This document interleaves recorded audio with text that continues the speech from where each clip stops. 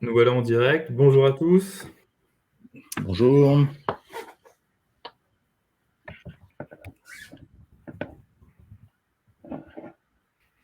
Ravi de vous voir si nombreux ce matin. Donc on va juste attendre quelques secondes, le temps que les derniers arrivent, et puis on va démarrer donc ce webinaire sur la plateforme IoT.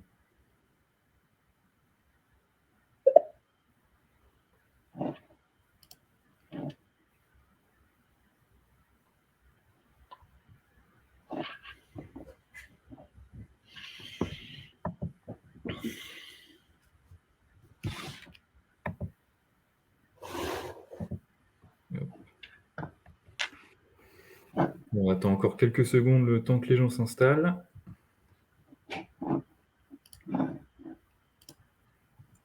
Hop, il y a tout qui fonctionne.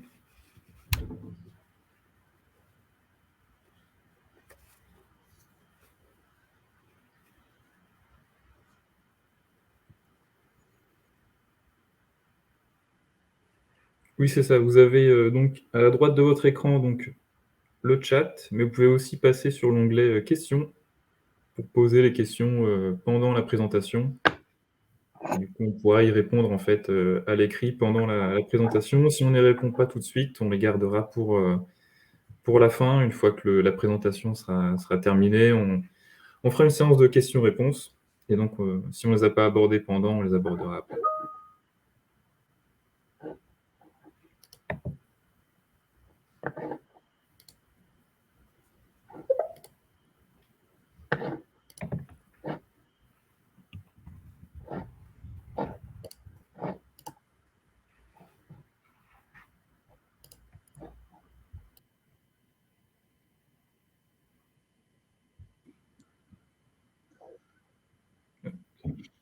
C'est bon, Sébastien, t'es bien installé aussi? Oui, ça marche. Bonjour à tous. C'est un petit souci de dernière minute sur le micro et sur les caméras. Et là, j'ai réussi, a priori, à être de face, hein, pas de profil. Nickel. Bon, il est 9h03, donc nous allons donc démarrer ce webinaire donc, sur la plateforme IoT, donc de l'IETR. Donc, je suis Mathieu Granic, donc de la SAT West Valorisation, et je suis accompagné donc de Sébastien Piment, donc enseignant-chercheur à l'IETR et responsable de la plateforme.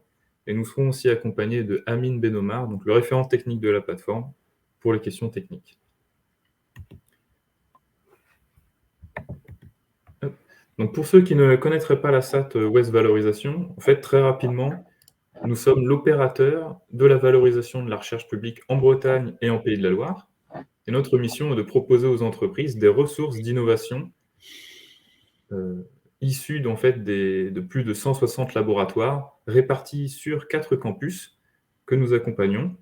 Donc le campus de Brest-Lorient-Vannes, celui de Rennes, Nantes et Angers-Le Mans.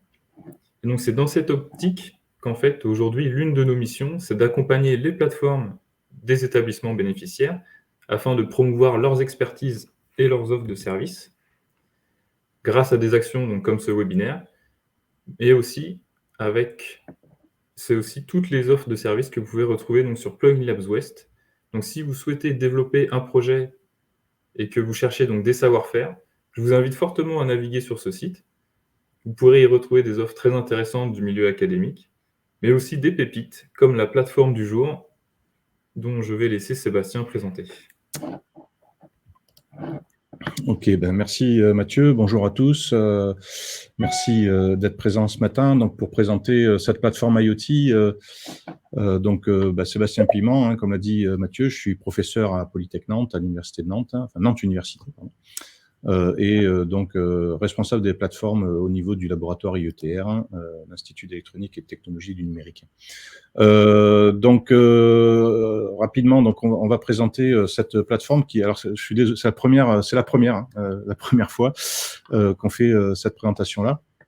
Donc vous présenter un peu la plateforme avec l'objectif un petit peu de cette plateforme qui a été une plateforme montée autour du laboratoire et des activités et recherche du laboratoire, dans lequel on souhaitait pouvoir proposer un environnement complet permettant de tester et d'implémenter pour le laboratoire des aspects scientifiques de nos recherches sur un ensemble de réseaux, de nœuds de capteurs, hein, sans fil, déployés de manière un peu permanente, permettant ainsi de valider des concepts et de faire des implémentations et des tests.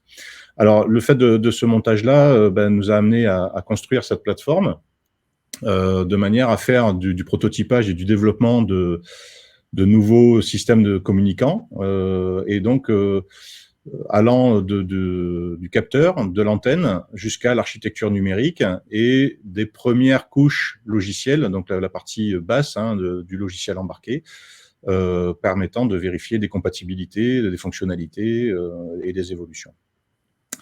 Bien évidemment, quand on fait ça, on a besoin d'évaluer les performances obtenues. Donc, les activités sont autour des temps, des performances, de manière générale, mais aussi surtout de la consommation d'énergie. Donc, on verra tout à l'heure qu'on a un ensemble d'équipements permettant cette caractérisation de manière fine.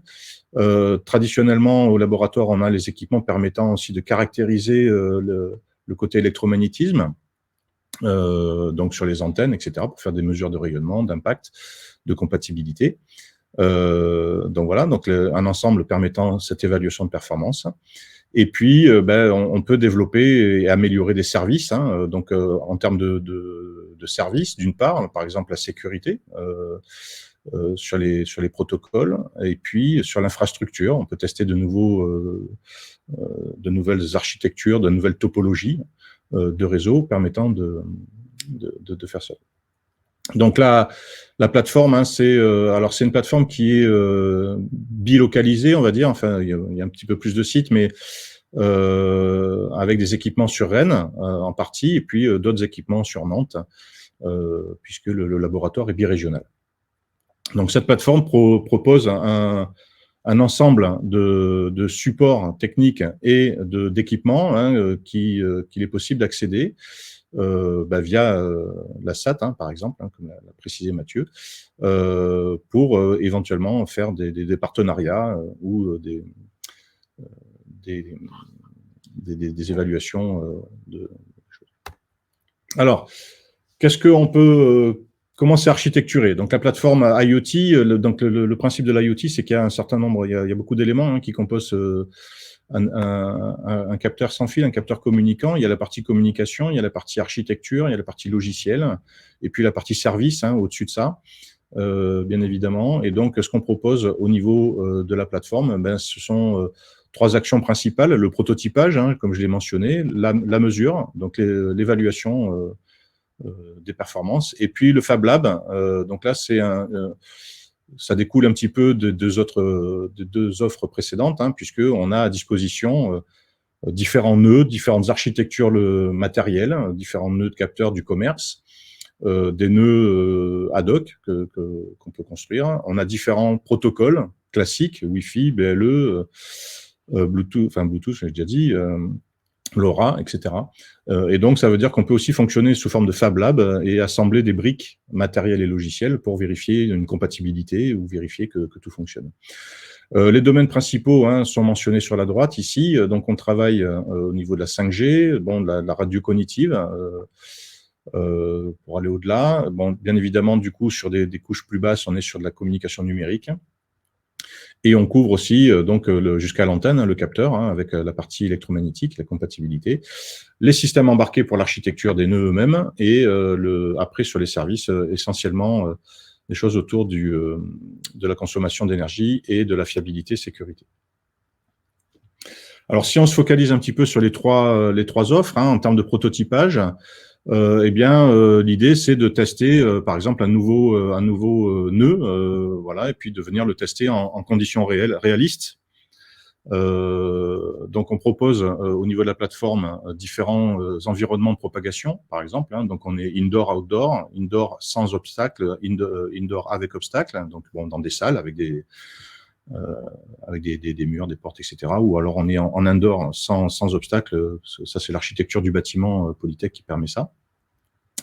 Ça permet de faire de l'évaluation de performance dans une échelle assez... c'est marqué large scale. Forcément, on ne sera pas au niveau du déploiement mondial des plusieurs milliards d'objets connectés d'ici 2030, mais ça permet en tout cas d'avoir un environnement avec plusieurs centaines de nœuds, éventuellement communicants, etc. faire des tests d'interopérabilité, est-ce que ça fonctionne dans un environnement avec d'autres nœuds qui communiquent. Et puis on peut aller jusqu'à des nouveaux accès avec dans des bandes de fréquences au giga, donc sur le millimétrique. Alors, bon, ici, il y a une petite scorie parce que l'USRP, c'est un des équipements que l'on met à disposition pour faire tout ça. Alors, sur ces besoins-là, on a accès à un réseau d'objets connectés, interconnectés qu'on peut modifier, donc il est reconfigurable en fonction des besoins. On peut mettre à disposition l'accès, il est déjà, pardon, excusez-moi, c'est mal exprimé, l'accès à un réseau national qui s'appelle Fit IoT Lab, je vais y revenir. On propose une assistance pour le design et l'implémentation avec donc des approches un peu innovantes sur les protocoles et sur les points d'accès, sur les formes d'ondes massives MIMO, sur les modulations, des choses comme ça. On peut faire du prototypage multistandard, j'ai mentionné, BLE, LoRa, Wi-Fi, etc. Avec des environnements déployés, c'est pas de la simulation. Alors, par exemple, sur la caractérisation, eh bien, on peut, pour faire du prototypage, on a à disposition une chambre anéchoïque avec les mesures nécessaires. Alors, je vais peut-être pas détailler l'ensemble des performances des éléments qui sont là, ça va être un petit peu long, mais voilà, l'idée c'est aussi de vous donner l'ensemble des éléments accessibles via cette plateforme, et puis en fonction des besoins, on peut bien évidemment répondre aux questions. Donc sur la partie caractérisation d'émission-réception, eh bien on a une chambre anéchoïque complètement équipée. Alors sur Nantes, elle est en 8-12 gigas. À l'heure actuelle, on est en train d'évaluer aussi le passage pour faire de l'évaluation de surface radar équivalente. Alors c'est pas mon domaine, s'il faut rentrer trop dans les détails, mais j'ai vu qu'il y avait un collègue qui était connecté éventuellement qui pourra m'aider sur cette thématique-là. Sur la sécurité et l'interopérabilité, eh bien, on a des équipements permettant de faire des attaques matérielles, qui est Chip Whisperer Pro en l'occurrence, qui permet de faire des attaques en puissance, des attaques sur l'architecture elle-même, sécurité matérielle. On peut tester aussi la sécurité des protocoles de communication avec une carte qui s'appelle ArtSplat, qui permet de vérifier ce qui se passe sur les protocoles de communication. Donc, on peut pratiquer des attaques matérielles. On a ces compétences-là et le matériel nécessaire. Et puis, derrière, après, essayer de voir un petit peu au niveau logiciel qu'est-ce qui se passe sur les aspects authentification, déni de service, floute de réseau, et voir un petit peu comment ce qui est implémenté résiste à tout ça. Voilà. Et puis, on peut tester de l'interopérabilité avec un serveur OM2M, qui permet notamment de supporter à l'heure actuelle le Zigbee et MQTT pour les protocoles. Alors sur le Fab Lab, ça permet de vérifier que plusieurs cibles matérielles peuvent être compatibles avec ce que vous souhaitez développer. Par exemple, si vous avez un nouveau service, une nouvelle idée d'objet, eh bien on peut vous donner accès à un certain nombre de nœuds d'architecture différentes, de différents fabricants, Atmel, par exemple, ST, des Z-boards. Donc Z-board, c'est plutôt des choses plus grosses avec des FPGA, des Arduino, etc.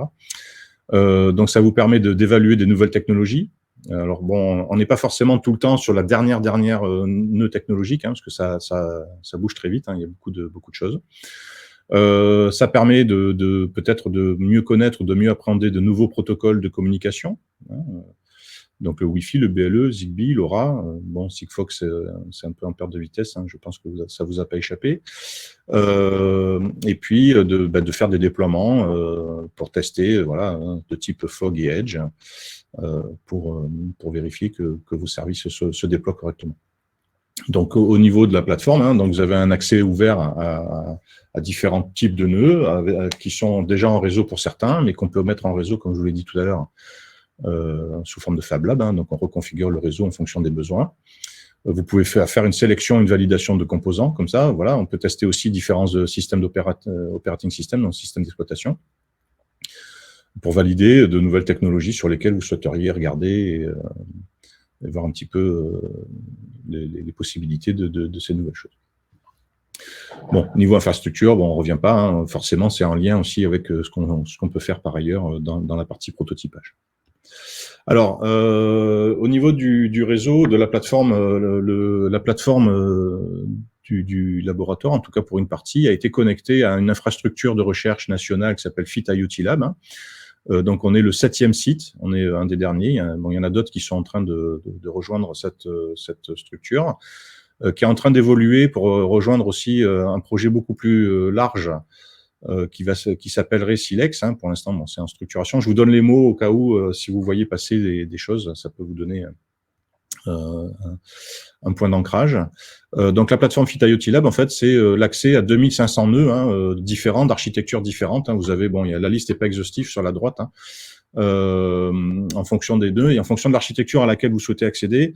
Par contre, il faut savoir que ce seront des accès distants. Donc là, on ne pourra pas forcément tout faire. Forcément, si vous accédez à des nœuds qui sont à Strasbourg, on ne pourra pas modifier forcément l'ensemble des éléments de la plateforme, mais ça permet d'avoir un déploiement massif sur des grosses applications avec des tests et des essais, notamment au niveau réseau, topologie, protocole, etc. Donc voilà, donc on a cet accès-là, cette possibilité-là d'accéder à d'autres nœuds supplémentaires que ceux qui sont juste ici.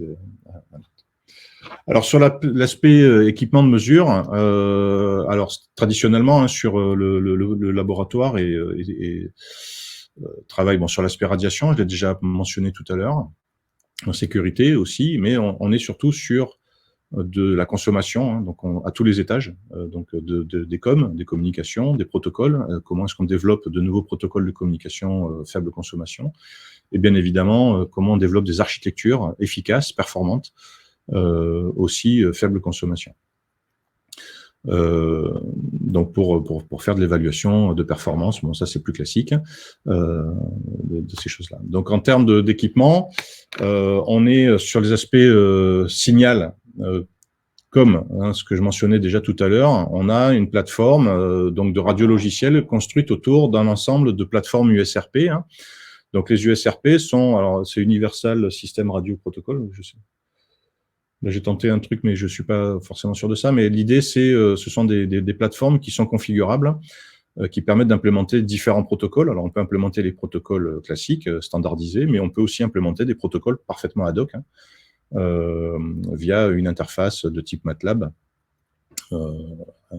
MATLAB-like, on va dire.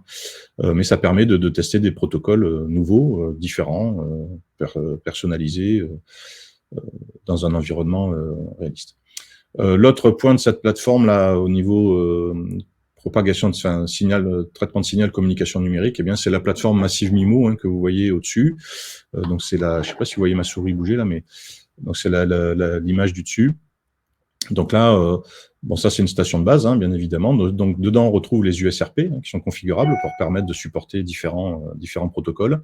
Et parmi ces protocoles-là, on va avoir des précodages MIMO, donc pour faire du massive MIMO, par exemple, parce que cette plateforme-là est en cours d'équipement via de CPER. On est en train de monter à un plus grand nombre de voies possible sur cette station de base, de manière à supporter des choses. Donc, vous voyez, c'est des équipements de pointe sur le test de la communication numérique et le traitement du signal, permettant notamment de faire de la mesure d'efficacité spectrale, de la forme d'onde, etc., pour essayer de nouvelles approches, pour améliorer les performances générales de la chose. Sur la consommation, l'élément clé de notre plateforme, c'est un analyseur de courant précis au picoampère. Donc c'est un analyseur de courant, voilà, de 100 mégas, Keysight. Vous avez la référence ici, voilà, c'est qui permet de. Alors c'est un vrai analyseur, c'est-à-dire c'est pas un ampèremètre. Il permet de vraiment voir ce qui se passe avec l'évolution, donc de faire une analyse fine de la consommation, de savoir qui consomme quoi, etc. et quand. Bien évidemment, à part ça, on a aussi des ampèremètres plus classiques, mais qui descendent au femto, donc, du coup. Et puis l'ensemble des équipements nécessaires pour faire de l'analyse, analyse de analyseur de réseau, oscilloscope, etc. Il n'y a pas de. Alors, je vois qu'il y a je pourrais répondre à la question tout à l'heure, mais je vois qu'il y a une réponse. Fit IoT Lab, en fait, il faut savoir que c'est une plateforme nationale qui est en open access. Donc, bien évidemment, vous pouvez passer par nous pour y avoir accès à tout le réseau, là, si on parle bien de Fit IoT Lab. Mais cette plateforme-là est en accès direct, hein, et vous aurez accès au nœud nantais via une interface homogène de cette plateforme nationale. On pourra revenir plus en détail sur ce point-là si vous le désirez. Alors, très rapidement, quelques cas d'études qu'on a pu mener grâce aux équipements qui sont là. Alors, je vais peut-être pas forcément tout détailler, mais on a une première étude où on a travaillé sur l'évaluation de la sécurité des managers des blocs IoT. On sait très bien que pour faire du très low power, on a besoin de gérer les architectures. Donc, on a des gestionnaires de consommation, les Power Manager Units. Ces gestionnaires n'ont pas été conçus pour la sécurité. Donc, on a fait une première étude là qui a donné lieu à une thèse qui a été soutenue en fin d'année dernière. On a démontré que finalement, en utilisant les gestionnaires de consommation, les gestionnaires de puissance présents dans les architectures, eh bien, on était capable d'extraire de l'information.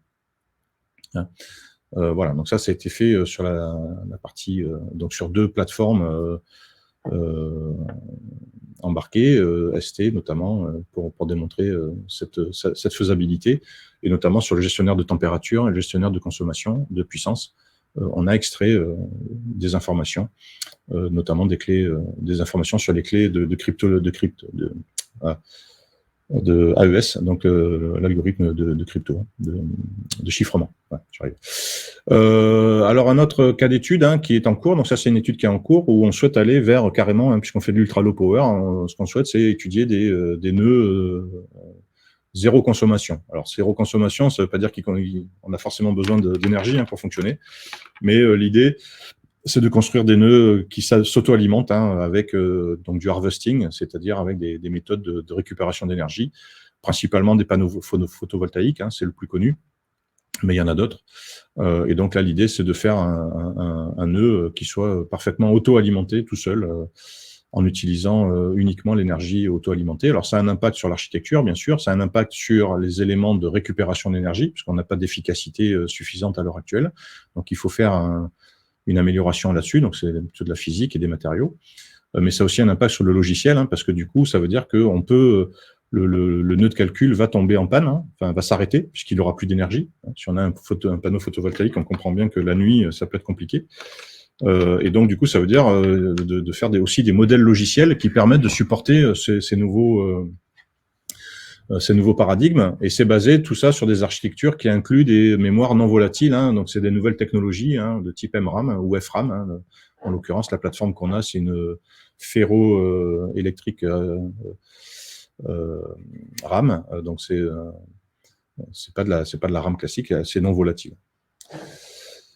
Sur un autre cas d'usage qui a été fait plutôt sur la partie rennaise, donc c'était sur le but du jeu, c'était dans l'IoT d'éviter les collisions dans les communications de manière à, notamment sur les bandes non licenciées, LoRaWAN, de manière à améliorer la fiabilité du réseau, d'éviter de perdre des paquets, et puis éventuellement d'éviter aussi le jamming en radio.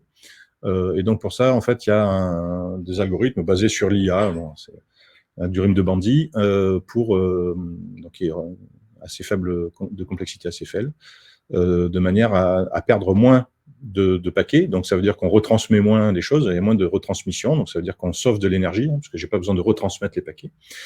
J'ai une meilleure qualité de service, puisque du coup j'évite les collisions, donc j'ai un meilleur taux de réception. Et puis forcément, comme je réémets moins, etc., j'utilise mieux la radio, en tout cas le spectre. Alors ce cas-là est très difficile pour moi, parce que là on s'éloigne très fortement de mes compétences. Donc c'est du massif MIMO, dans le cadre de la 6G, où il y a un démonstrateur qui a été fait avec de la forme d'onde, de la formation de forme d'onde, de manière à améliorer l'utilisation de la bande, et puis de mettre en place un démonstrateur MIMO, donc avec des l'amélioration des performances, hein, notamment en termes d'allocation de ressources et puis de réception, d'amélioration des choses. Alors, s'il y a des questions là-dessus, je m'appuierai sur les compétences des collègues, hein, pour changer. Alors, une autre approche, c'est des projets qui ont été menés en collaboration avec des entreprises, hein, qui sont citées ici, hein, où là, l'idée, c'est de faire du spectrum sensing, donc de vérifier si on a des bandes de fréquences libres, hein, de manière à pouvoir faire de la radio opportuniste, hein, et utiliser des bandes de fréquences libres de manière à pouvoir communiquer et à mieux utiliser la bande. Donc là, l'objectif de ces travaux-là, hein, c'est de faire de l'analyse de performance. Est-ce que je trouve bien la bonne bande? Est-ce que je prends les bonnes décisions? Et est-ce que j'améliore finalement la communication de manière à pouvoir faire passer plus d'éléments et à mieux utiliser la ressource spectrale notamment. Bon, et très rapidement, voilà, c'était le dernier cas d'usage, hein, donc voilà, on aurait pu mettre un cas d'usage sur l'évaluation des mesures d'antenne, hein, des choses comme ça. Bon, c'est quelque chose que j'aurais pu mentionner, mais on a les équipements, donc on est bien évidemment à disposition pour discuter de tout ça.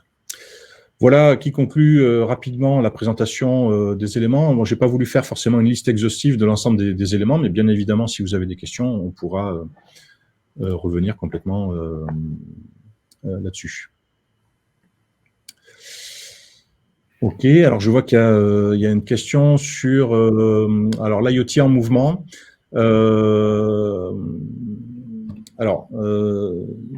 Dans la plateforme Fit IoT Lab nationale, il y a un site sur lequel il y a des robots, effectivement, hein, qu'on peut contrôler. L'expérience montre que c'est très compliqué déjà à contrôler à distance. En plus, les robots ont un gros problème de maintenance, c'est-à-dire que donc à l'heure actuelle, ces robots ont été arrêtés. Et donc pour l'instant, il a été dans la plateforme Fit IoT Lab et à Nantes, on n'a pas de moyen simple de tester des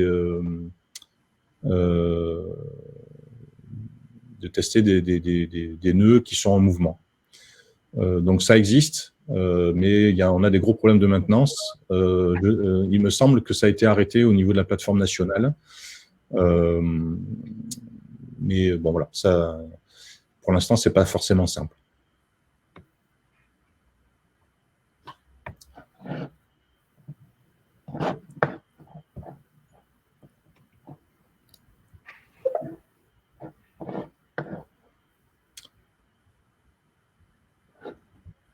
En attendant que d'autres personnes, à moins qu'on a des choses dans le chat. Non, ok. En attendant que d'autres personnes trouvent des questions à vous poser, est-ce qu'on peut revenir sur la question de Rémi Prady, du coup, sur l'accès au réseau de nœuds? Alors, donc si la question est, alors il y a une partie de la plateforme nantaise qui est connectée donc au réseau Fit IoT Lab. Hein, donc là c'est un équipement national. Sur cet équipement, il y a quelques règles, hein, parce que c'est une infrastructure de recherche, donc on peut y accéder via une interface web. Voilà, donc ça c'est on peut organiser, nous, ici, une démo. Hein, on a Amine, hein, qui a été cité tout à l'heure, hein, qui peut effectivement, éventuellement, vous assister pour déployer des expérimentations sur cette plateforme-là. Il y a quelques règles, c'est-à-dire que alors, elle est nationale, donc forcément, ça peut poser peut-être des questionnements en termes de sécurité, hein, d'accès, en fonction de ce que vous souhaitez tester. Et puis, vous ne pourrez pas réserver sur cette plateforme des ressources pendant de très longues périodes de temps. C'est-à-dire que le principe, c'est d'avoir une expérimentation où on déclare une expérimentation sur un certain temps. Et puis, voilà, ce temps est limité, etc. Si vous voulez faire des expérimentations d'accès sur des plus longues périodes de temps, avec des déploiements plus longs, etc., il faudra déployer une partie du réseau en dehors de cette infrastructure-là spécifique. Donc ça, on est capable de le faire, hein, sur Nantes.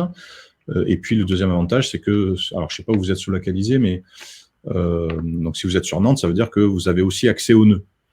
Alors que, voilà, alors j'ai vu que tout à l'heure qu'il y avait quelqu'un de Grenoble qui était connecté. Typiquement, il ne pourra pas accéder physiquement au nœud. Au niveau, même sur le site INRI à Grenoble, parce que le choix du site, c'est de ne pas donner accès physique au nœud. La plateforme du laboratoire, elle, par contre, a une partie qui peut permettre un accès, notamment pour faire la mesure de consommation, parce que la plateforme Fit IoT Lab ne supporte pas forcément, sur tous les nœuds en tout cas, la mesure de consommation et pas avec les précisions que l'on peut avoir. Je mentionnais tout à l'heure l'analyseur de courant.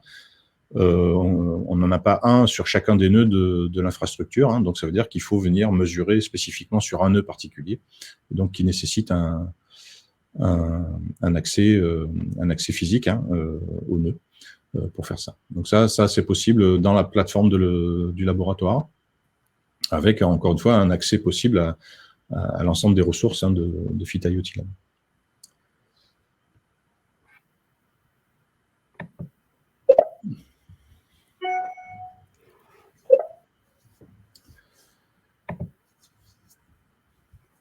Bon, donc j'ai... Pas d'autres questions dans le participant ? Ah.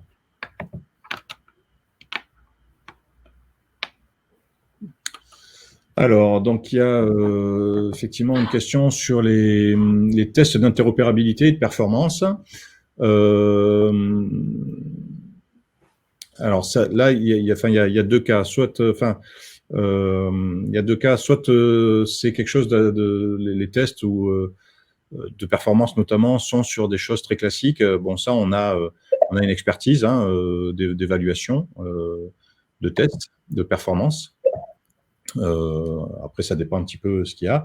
Sur l'interopérabilité, là, c'est plus délicat parce que forcément, ça dépend quand même beaucoup de ce que vous voulez tester, quel type de protocole, donc là, on n'a pas tout testé, c'est clair, on n'a pas fait forcément, on n'a pas forcément tout testé dans l'interopérabilité, parce que là, c'est assez ouvert. Comme je le mentionnais tout à l'heure, en fait, à l'heure actuelle, en termes d'interopérabilité, nos équipements ne permettent que de vérifier du Zigbee, du MQTT. Donc forcément, rajouter un protocole sur cette plateforme 1M2M, c'est assez délicat aussi. Donc voilà. Donc effectivement, on n'a pas forcément tous les protocoles pour tester l'ensemble. Et donc, ça veut dire que l'utilisateur, en fonction de ce que vous souhaitez tester, doit effectivement avoir un plan de test, en tout cas de choses. Mais ça, c'est des choses qu'on peut discuter ensemble aussi en fonction de nos connaissances, compétences, et puis en fonction de l'objectif finalement de cette campagne de test. Voilà, j'espère. N'hésitez pas si ça manque si vous souhaitez plus de précision, éventuellement à rebondir sur la réponse. Alors, quelle est la répartition du nombre de nœuds par type de processeur? Alors ça, c'est très compliqué à répondre. C'est peut-être Amine qui a plus la réponse, parce que, alors sur le Fit IoT Lab en tout cas, il y a 2500 nœuds, donc je les connais pas tous. Alors nous ici sur Nantes, on a des SAM-D21, on a des STM32, et puis on a des Arduino. Donc voilà, donc là on est en phase de montée en puissance. Donc sur STM32, on doit être à l'heure actuelle en local, vraiment en local. Sur du STM32, on doit avoir une 50aine de nœuds de ce type-là, unique. En Atmel, SAM-D21, c'est un peu plus faible parce que pour l'instant on en a moins déployé et puis on n'a pas eu de projet trop sur ces choses-là. Par contre, après, si on va sur les sites plus anciens de Fit IoT Lab, c'est plusieurs centaines de nœuds d'un même type qui existent. Et bien souvent, c'est par site. Donc là, tout à l'heure, alors je ne sais pas s'il y est, mais si vous tapez Fit IoT Lab dans votre navigateur web, vous allez tomber dessus. Et pour chacun des sites, vous avez la liste exacte des ressources. Oui, on pourra rajouter peut-être le site web, l'adresse web là, sur ce transparent-là. Donc là, vous avez l'ensemble des ressources par site qui vous donne un petit peu la taille de la répartition.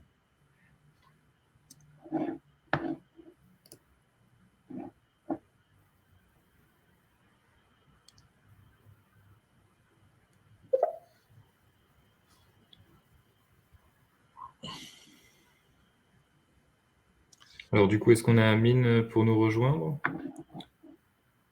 Si jamais il y a besoin de précision. Je ne sais pas si... Ah. Je suis même pas sûr qu'il aura la réponse exacte, hein, parce que... Après, il y a des nœuds, par exemple, comme Picom, là, si juste pour compléter un peu la réponse. Picom, typiquement, on en a que 3. Voilà, c'est très simple. Hein. Pourquoi? Parce que, alors ça, c'est parce que on a eu cette étude-là sur cette architecture très spécifique. Hein. C'est sûr que sur la plateforme Fit IoT Lab, comme c'est un réseau qui est déployé de manière pérenne, c'est-à-dire que vous pouviez accéder jour et nuit, 7 jours sur 7, il n'y a pas de problème. C'est une réservation en ligne de manière automatique. Hein. Ce qui est déployé, ce sont des nœuds qui sont quand même plutôt des nœuds, on va dire, standards. Hein. Voilà, c'est des gros fabricants très utilisés. Voilà, Picom, voilà, c'est des nœuds qui sont un petit peu plus de niche, on va dire, un petit peu plus de niche. Donc ça, on n'en a que 3. C'est comme le PanStamp. Non, c'est pas Picom, pardon, excusez-moi, je me suis trompé. C'est le PanStamp dont je parlais. C'est le PanStamp qu'on en a que 3. Donc ces nœuds-là, on en a, voilà, c'est des nœuds un petit peu plus de test, hein, mais ça tombe bien parce que ça permet effectivement de venir tester est-ce que PanStamp peut s'interconnecter via un protocole Bluetooth avec des nœuds Atmel ou ST, etc. Est-ce que c'est compatible? Est-ce qu'ils ont implémenté? Est-ce que ça fonctionne? Voilà. Donc c'est quand même, ça c'est des choses qu'on peut faire hein, sur la plateforme.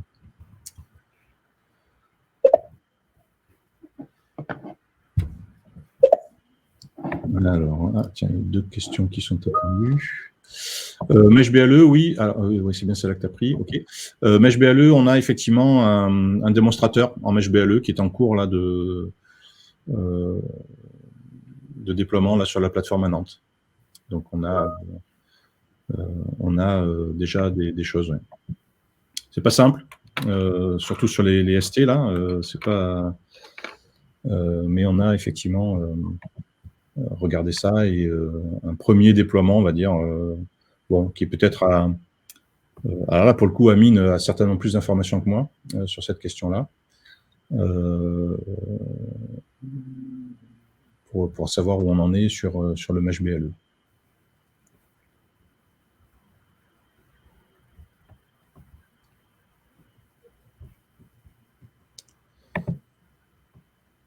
Alors, est-ce qu'on peut rajouter d'autres protocoles Mesh hein, comme OpenThread, WISUN?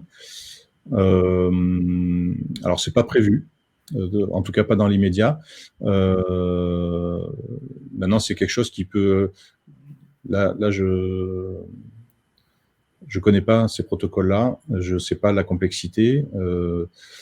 Ça doit être possible, hein, basé sur après sur des interfaces classiques de communication.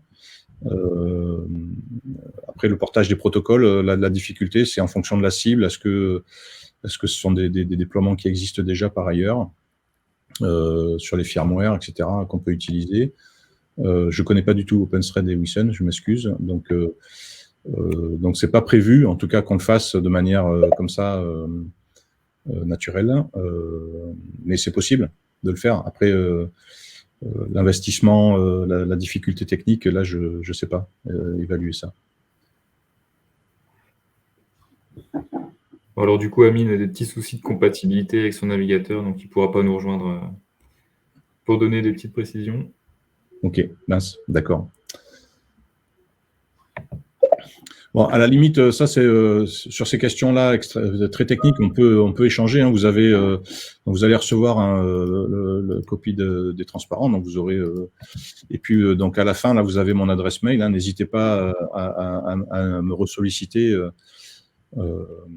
Voilà. Et puis ou par téléphone, c'est peut-être plus simple. À l'oral aussi, on peut par téléphone, ça peut être fait.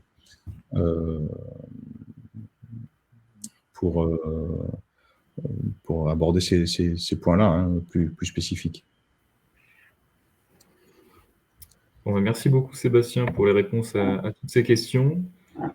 S'il n'y en a pas d'autres qui viennent s'ajouter, on ne va pas tarder à clôturer. En tout cas, merci à tous ceux qui sont venus écouter pour ce webinaire. Et donc, si vous avez des questions, voilà, n'hésitez pas à passer par Sébastien, par moi-même ou par notre notre adresse générique partenariat@westvalorisation.fr. Et surtout, n'hésitez pas à nous suivre aussi sur Plugin Labs West pour être tenu au courant donc, de toutes les offres de compétences.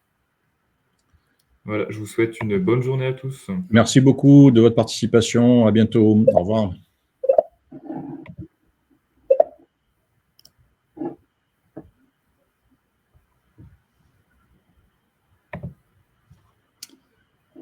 Bon.